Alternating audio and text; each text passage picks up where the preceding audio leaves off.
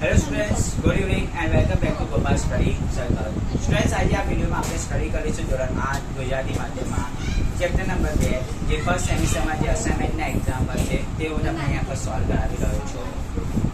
એમાં એક એક્ઝામ્પલ આપણને આપેલું છે 3t - 2 divided by 4 -2t + 3 divided by 3 = 2/3 - t.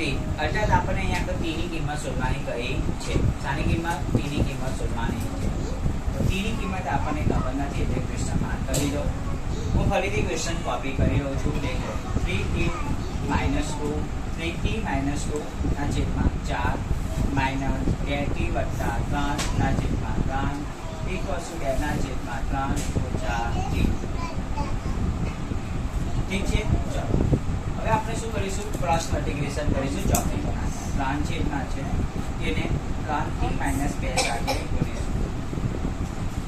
તો કંઈક આ પ્રમાણે તમને જોવા મળશે. આ -7 ને બાદ આ 4 છેદમાં છે તેને 2t + 3 સાથે આ બધું જોડીએ. છેદમાં આ 4 અને 3 ને એકબીજા સાથે ગુણાકાર ઠીક છે.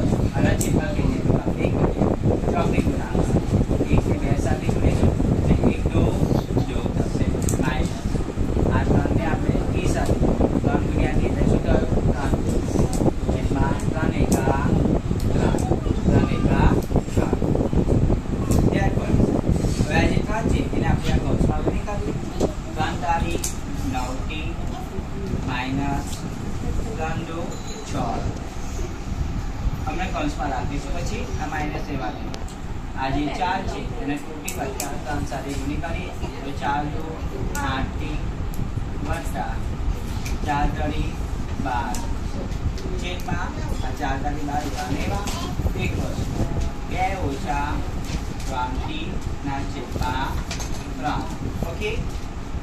ત્યાર કોની સાઈન આ ઉપરની જે કિંમત છે કૌંસમાં આપણે તેને દરેકને કૌંસમાંથી બહાર કાઢી મૂકું છું. તો દેખો 90 - 6 આ માઇનસ સંડો ગુણવું પ્લસ 8t ની જગ્યા આવશે -8t.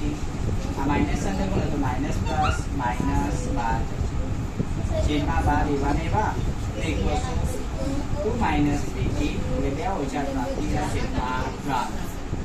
દેખો મેં તમને શીખવાડ્યું છે કે આપણે કેવી રીતે ભાગી શકીએ છીએ. તો અહીંયા 3 છે ને અહીંયા 12 દેખો 3 4 12 શું થયું? 3 6 12. ત્યાર કોની સાઈન દેખો આ 9t અને આ -8t તો 9 માંથી આ છે કેટલા t બને 1t એટલે આપણે ફક્ત t એકલા લખીશું.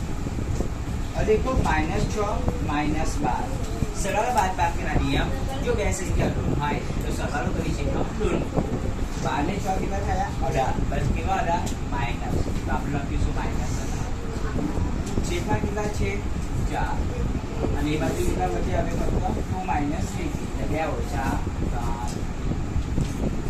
ત્યાર કોની સાઈન આ 4 છેદમાં છે એની બાજુ લઈ લો તો 2 - 3t સાથે અંશમાં ગુણાઈ જશે.